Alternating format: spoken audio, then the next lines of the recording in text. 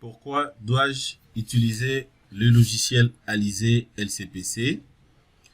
Est-ce que les ingénieurs sont obligés d'utiliser ces logiciels pour calculer, faire le dimensionnement de leur structure, bien sûr des chaussées, faire les calculs de déflexion et de sollicitation interne dans les structures des chaussées, et aussi voire même aller jusqu'à dimensionner les chaussées selon bien sûr la méthode rationnelle française LCPC. Alors aujourd'hui, nous allons travailler encore une fois de plus sur ces logiciels. Nous allons débuter un projet. Comme je vous avais promis hier, nous allons calculer donc un projet ensemble avec vous. Et je vais vous montrer comment est-ce que vous serez à mesure de faire les dimensionnements des chaussées à travers le logiciel Alizé LCPC.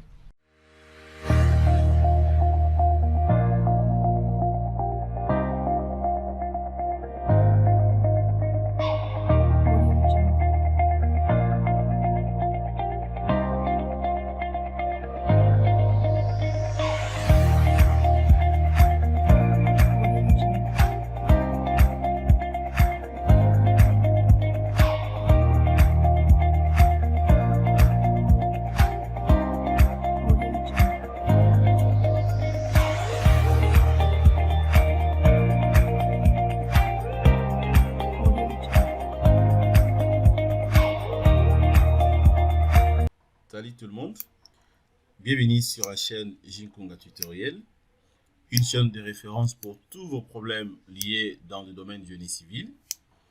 Alors aujourd'hui, nous allons travailler sur un logiciel Alizé LCPC. C'est un logiciel très puissant, comme je l'avais dit depuis hier. À travers ces logiciels, vous serez à mesure de dimensionner facilement vos chaussées et aussi faire des calculs de déflexion qui est dit par rapport aux sollicitations.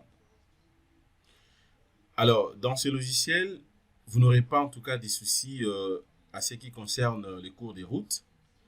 Si déjà, dorénavant, vous avez maîtrisé bien les cours des routes, vous savez très bien ce qu'on appelle les déflexions, vous savez comment appliquer vos sollicitations, vous savez différencier les types de chaussées et voir même le méthode rationnelle afin de dimensionner vos chaussées.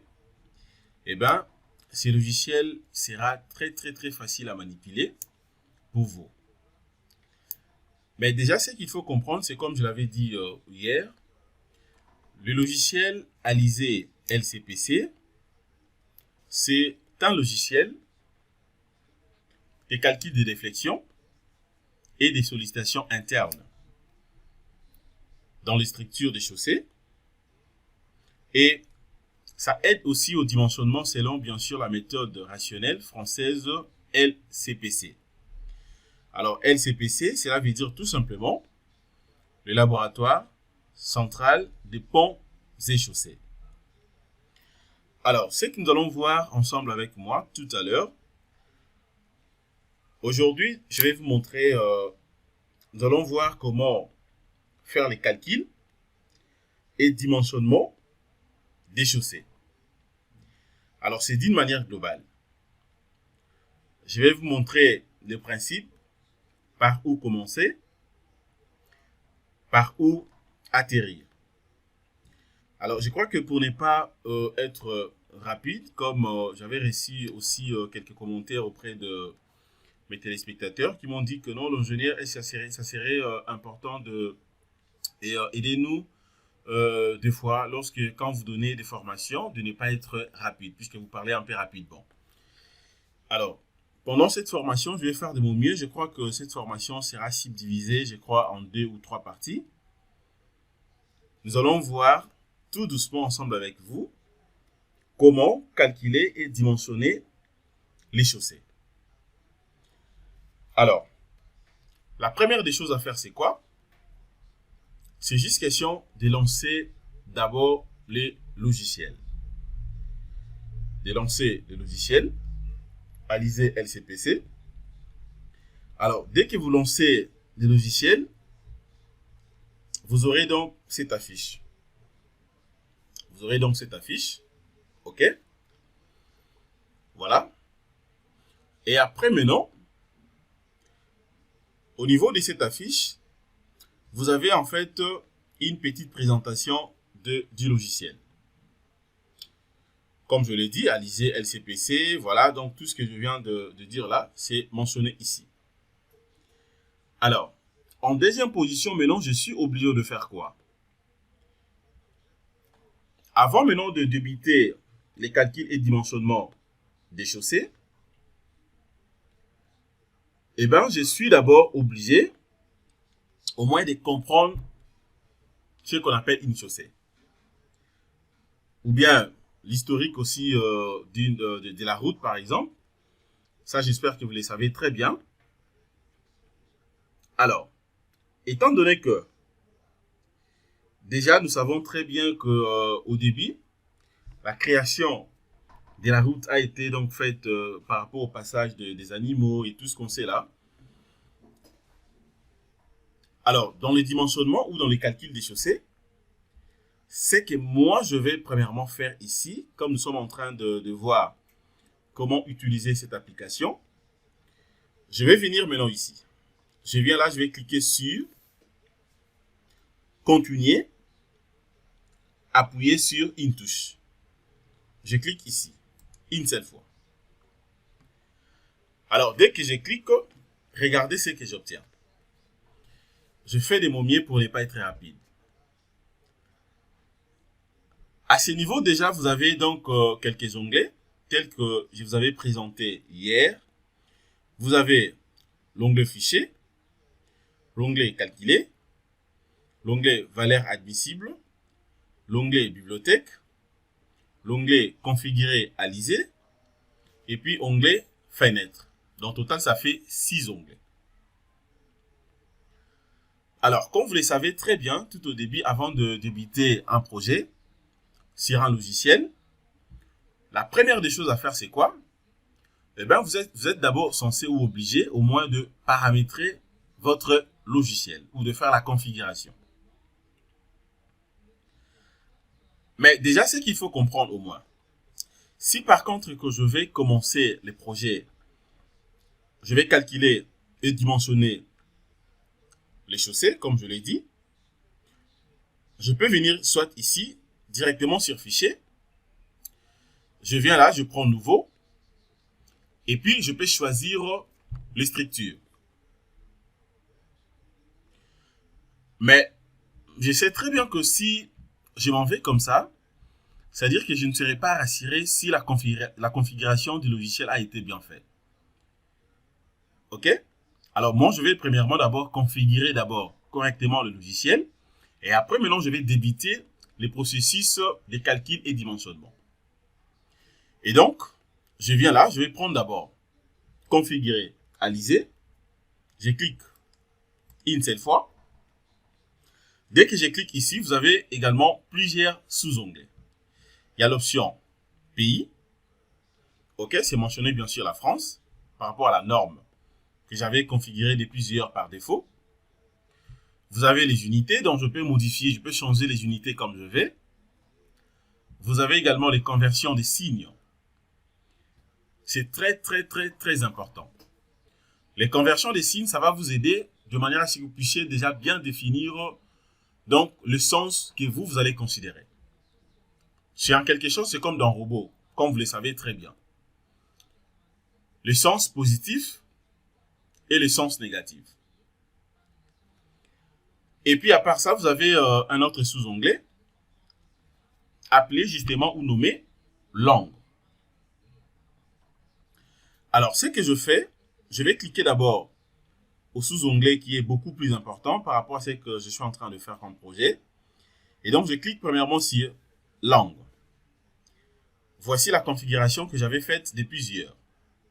Puis là, vous voyez qu'il y a l'anglais, je peux prendre l'anglais, je peux prendre français, espagnol et tout ce que je veux. Alors, moi, je vais travailler avec la norme française, donc je prends aussi langue français. Parce que c'est les français que je comprends très bien. Et donc, je clique sur OK. C'est déjà bon.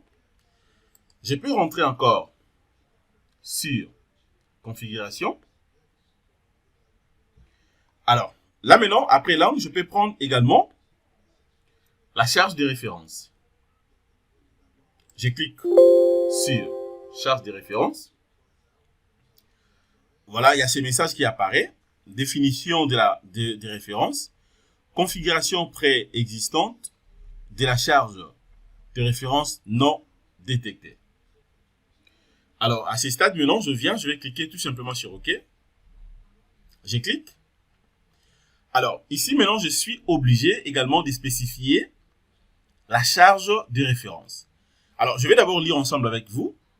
Charge de référence, il est recommandé de configurer Alizé avec une charge de référence qui sera donc conservée en mémoire pour les calculs ultérieurs avec possibilité de modification. Nota. La charge de référence habituelle en France est le jumelage standard français des 64 kN. Donc là, vous avez déjà donc la charge de référence standard en France, telle que mentionnée ici, est de 65 kN. Eh bien, à ce qui me concerne également, je peux tout simplement faire les choix. Je prends l'option 1. L'option 1, jumelage standard français. OK? Avec son rayon, justement, de 0,125 mètres, tel que mentionné ici. Donc, je vais travailler avec ça. C'est ce que moi, j'ai choisi. Mais à part ça, vous avez donc plusieurs méthodes. Je peux choisir, par exemple, aussi la charge de référence 2, c'est-à-dire autre jumelage. Je peux prendre ça si je vais. Donc, le rayon est différent. Tout comme je peux prendre aussi 3. Et pourquoi pas aussi 4. OK?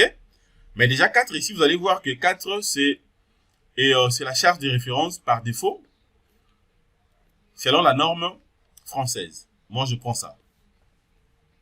Je crois là, c'est bon, il n'y a pas de problème. Alors, une fois cela est fait, je vais cliquer tout simplement sur OK. Les caractéristiques, tout est pris, donc sera pris par défaut, par rapport à la méthode que moi j'ai choisie. OK, même point de calcul aussi, je laisse ça comme ça et je clique directement sur OK. Voilà, je vais confirmer ça, j'accepte. Et puis c'est bon. Alors, une fois que je finis avec la configuration, je peux maintenant passer déjà au calcul jusqu'à tel point que nous allons faire dans le dimensionnement. Je vais d'abord analyser le type de chaussée que moi je vais utiliser ici. Et donc, je viens là, je vais prendre d'abord fichier. Je clique sur nouveau. Je viens là, je prends structure. Je clique au niveau des structures. Et regardez maintenant ce que j'obtiens ici. OK? Alors, à ce niveau ici, il faut comprendre que vous avez justement la structure de base des chaussées avec 3 couches par défaut. Vous avez donc première couche, deuxième couche et troisième couche. Alors, mais déjà, ce qu'il faut comprendre ici, en réalité, pour bien faire notre calcul et les dimensionnements, et donc vous êtes obligé au moins d'avoir quelques éléments très capitaux qui va nous aider donc de bien dimensionner ou calculer la structure. Alors, il s'agit justement de quoi ici? Je peux tout simplement mentionner quelques données que moi je vais utiliser ici. Donc, parmi les données, premièrement, il faut comprendre que je suis obligé de savoir d'abord la moyenne journalière annuelle de la chaussée que moi je vais calculer et dimensionner sera justement de combien de poids lourds par jour, bien sûr, selon le sens de circulation. Et aussi de deux, je suis obligé de savoir aussi la durée de service des chaussées et aussi les taux des psi géométriques et des combien de pourcents, la nature des sols, ok, les caractéristiques de matériaux que moi je vais utiliser ici. Est-ce que j'aurai besoin, étant donné que je vais donc dimensionner une structure ayant justement 3 ou 4 couches. Alors, est-ce que je vais utiliser les bétons bituminés, ok, ou bien deuxième couche, ça sera quoi par exemple? Est-ce que les graves ciment, ok, les supports des types aussi. Donc tous ces éléments, voire même la température, ça sera des combien. Alors tout ça, c'est très très très important à comprendre. Déjà, ce qui nous concerne ici, les données que moi je vais utiliser ici, premièrement, il faut comprendre que la moyenne journalière annuelle, communément appelée les MJA, ok, que je peux mettre ici en gras, les MJA. Voilà, cela veut dire donc moyenne journalière annuelle. Justement, pour mon cas, je peux prendre même E de... bon, ça dépend, hein, je peux prendre E de 750 poids lourds. Donc, PL, cela veut dire poids lourd. Par jour. OK? Par sens de circulation. Voilà, sens de circulation. Donc, ça dépend bien sûr par rapport au type de voie. Est-ce que vous avez deux voies, des sens de circulation ou combien de sens? Donc, ça dépend. Alors, d'aider aussi, deuxième donnée que moi, je vais avoir ici. Alors, par exemple, la durée. La durée. Donc, communément, je peux abréger ça aussi par la lettre P. OK? La durée des chaussées, donc ça sera justement de 15 ans. Voilà, donc c'est la durée des services. Donc DS, durée des services, ça sera de 15 ans. Deuxième donnée. Alors, troisième donnée ici, je peux encore compléter quoi par exemple? Ah bon, je peux prendre aussi les taux, hein, des taux des psi géométriques. Voilà, dans les taux des psi géométriques, sera de combien ici? Pour mon cas, je prends, sera justement de 3%. Voilà, sera de 3%. OK? Caractéristiques du sol maintenant. Première sol, ça sera des classes S3. Deuxièmement, j'aurai aussi le béton bituminé, dans le BB, béton bituminé. L'épaisseur que je vais utiliser ici, je prends une épaisseur de 7 cm. Pour le béton bituminé. Et après, je peux prendre également quoi ici? Je prends donc les graves. Les graves ciment.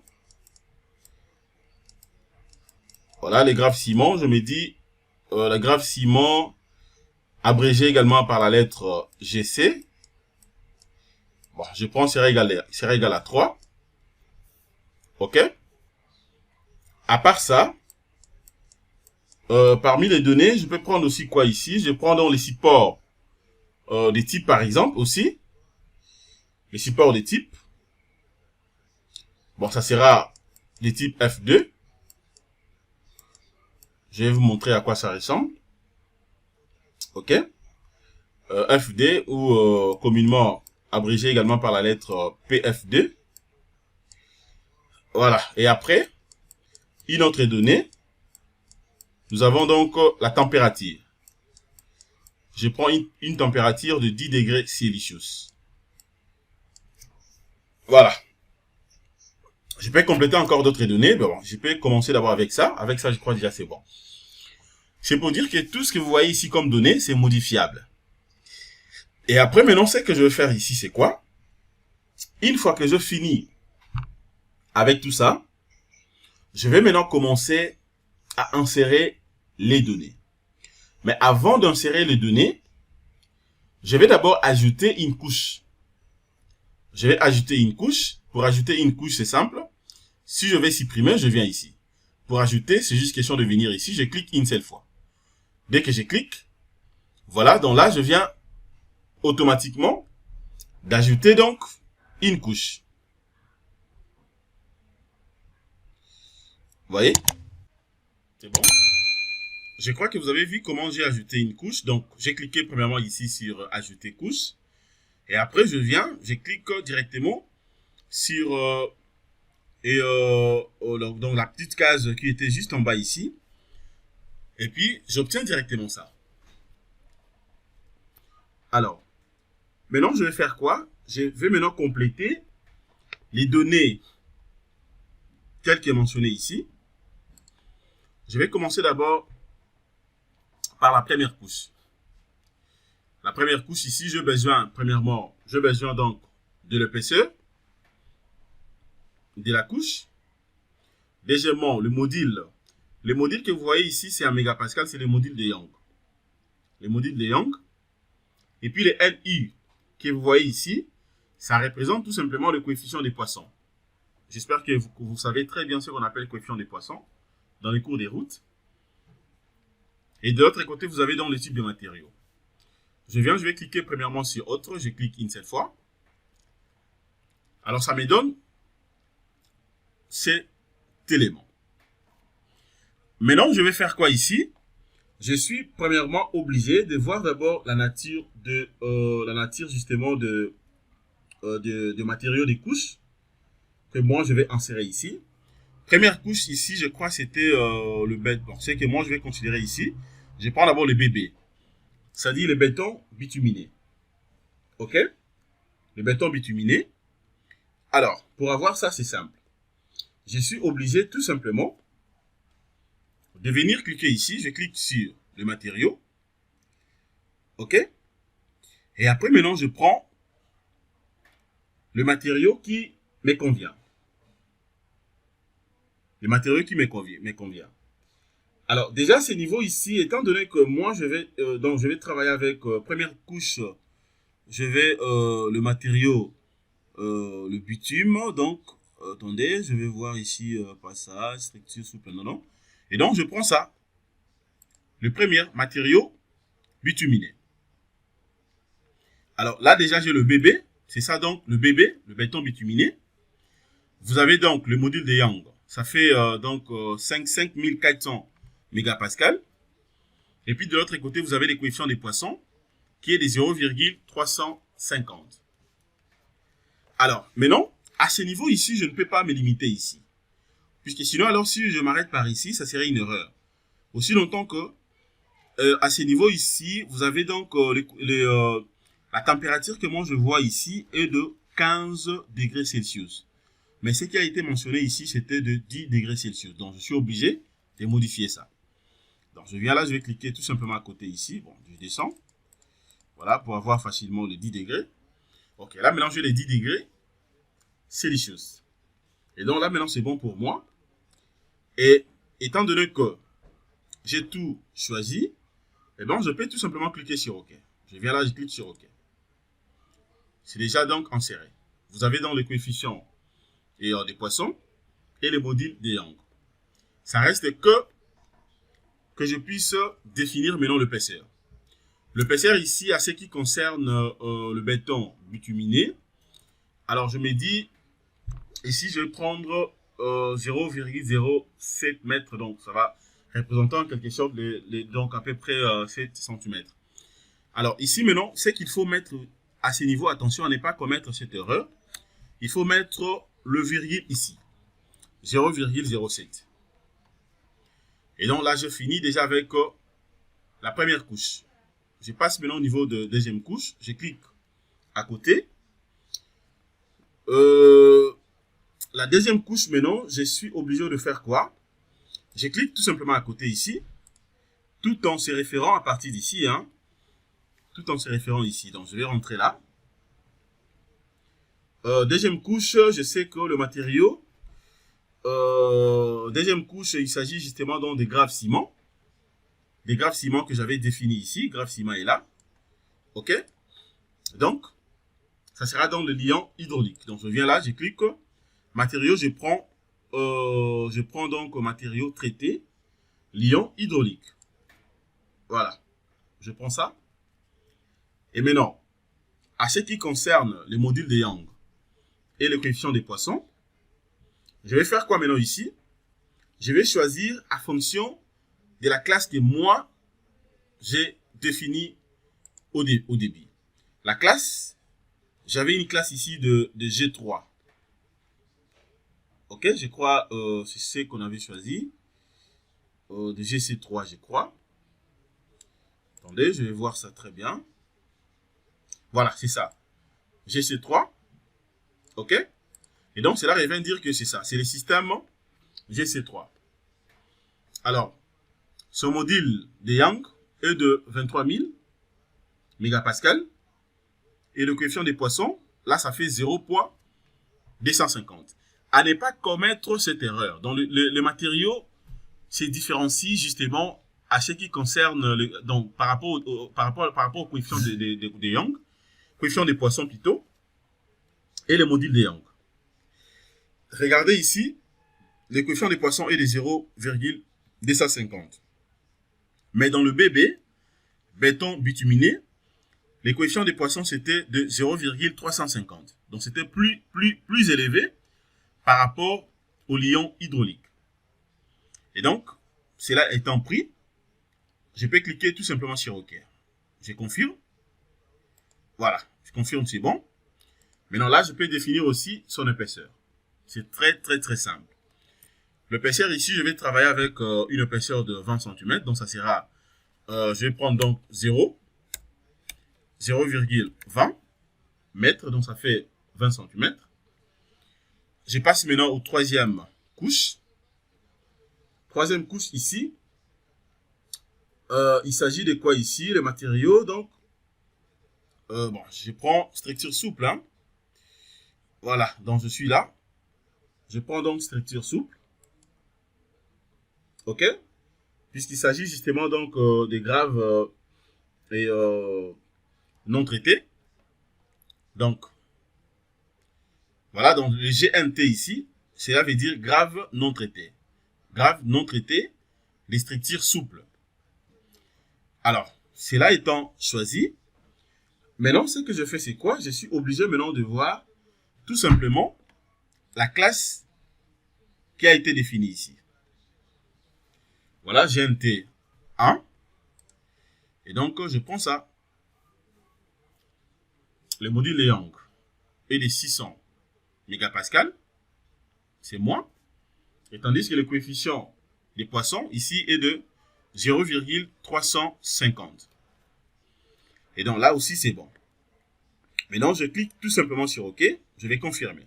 Je confirme. Maintenant, l'épaisseur ici, à ce niveau ici, je prends également, je peux prendre la même épaisseur. À ce niveau, je prends la même épaisseur. OK, je prends toujours l'épaisseur de 0. Donc, je prends de 20 cm. Donc, ça fait 0, donc, ça va faire 0,20 mètres. Là aussi, c'est bon. Dernière couche. Quatrième couche, je clique. Là, maintenant, je vais prendre quoi ici? Bon, là, il s'agit justement du sol, hein, puisque je suis déjà donc au niveau des couches de base, hein, donc justement vraiment dans le fond. Donc, je viens là, je prends donc comme matériau, ça sera dans le sol. Je prends sol. OK? Alors, je peux voir aussi caractéristiques qu'on avait définies ici. C'était donc le PF2. Voilà, le PF2.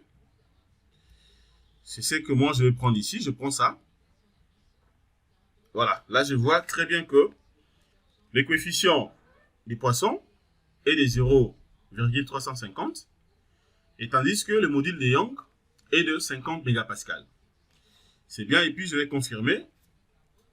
Voilà, donc j'espère que vous avez très bien suivi comment est-ce que j'ai inséré les matériaux de différentes couches. Je clique directement sur OK. OK? Je clique directement sur OK. Et puis maintenant, l'épaisseur également, je peux spécifier l'épaisseur. Alors, ce qui concerne l'épaisseur ici, ça dépend également. Je laisse ça comme ça par défaut, infini.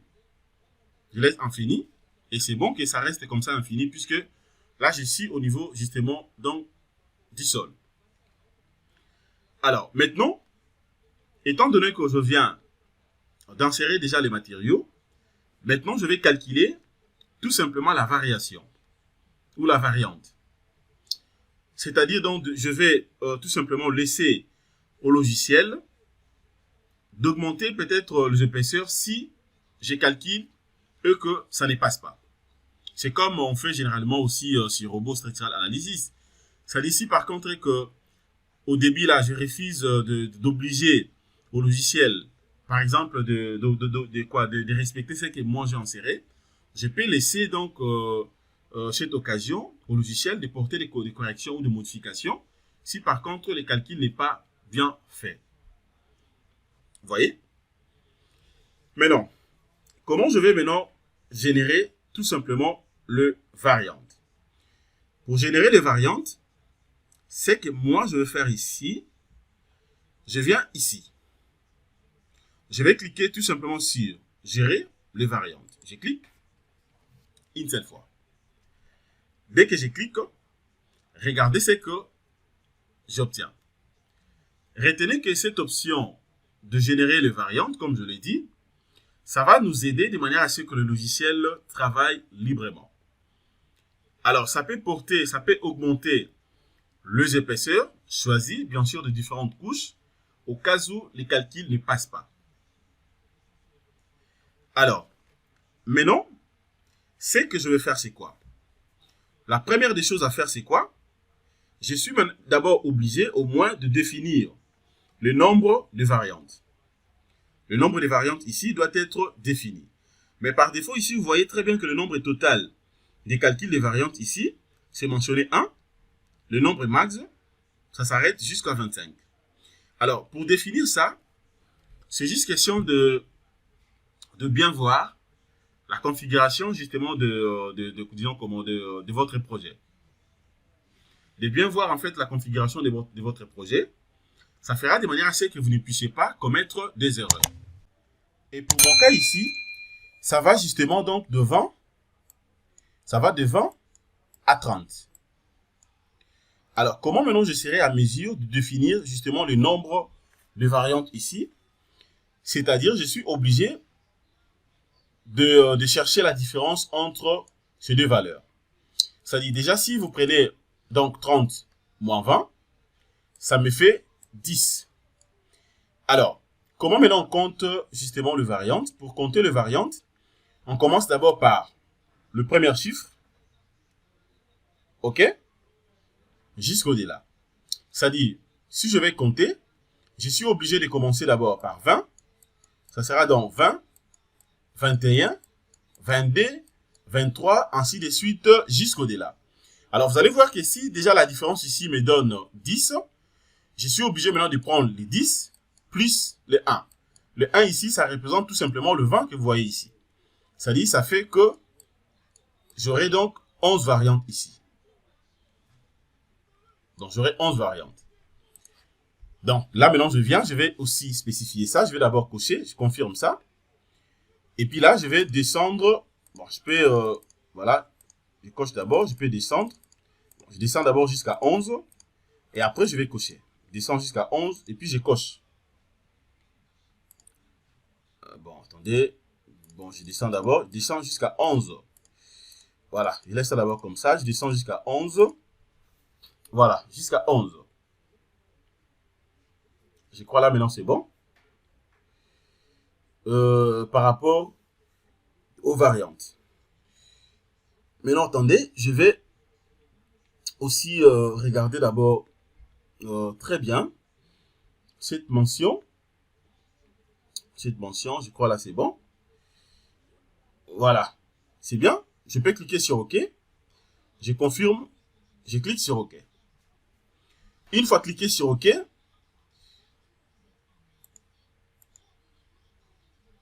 attendez, ça va se modifier. Voilà, donc, Voilà. Une fois cliqué sur OK, voilà. Regardez maintenant comment est-ce que la variation de variance d'épaisseur sort ici.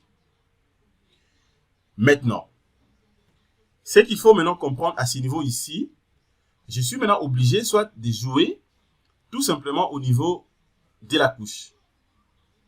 Je peux commencer soit par la première couche, deuxième ou troisième. Donc ça dépend. Je vais jouer tout simplement au niveau des couches. OK?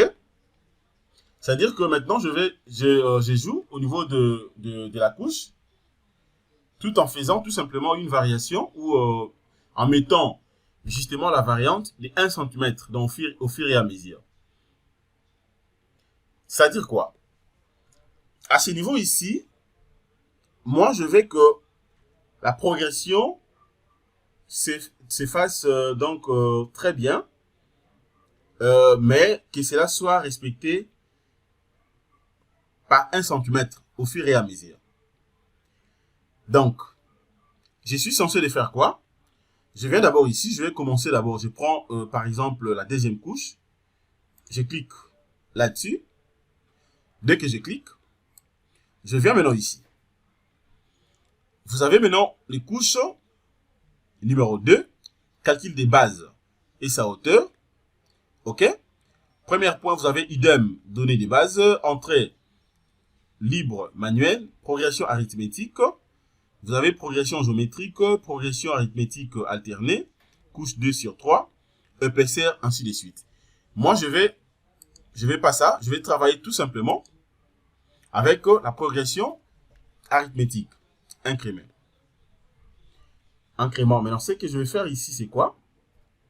Donc, je vais, étant donné que je vais avoir que 1 cm, 1 cm, je peux laisser ça comme ça, puisque là, c'est en mètres. Donc, c'est-à-dire que ça va faire 1 cm. C'est-à-dire quoi?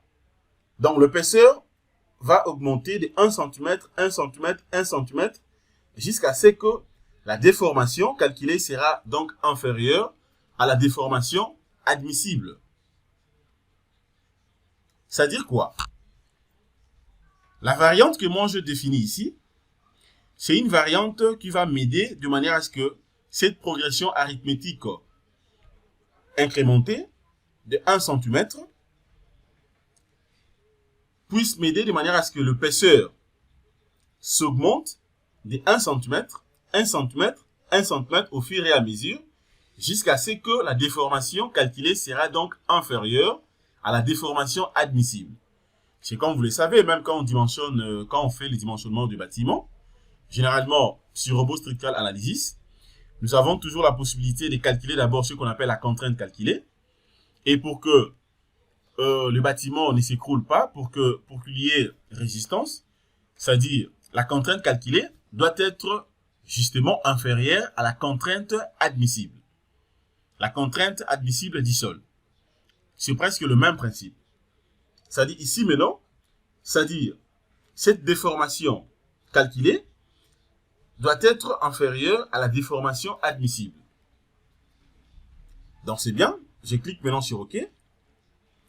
Étant que cela est défini, eh bien je peux confirmer ici. Je clique également ici sur OK. Là déjà c'est bon. OK? C'est bon?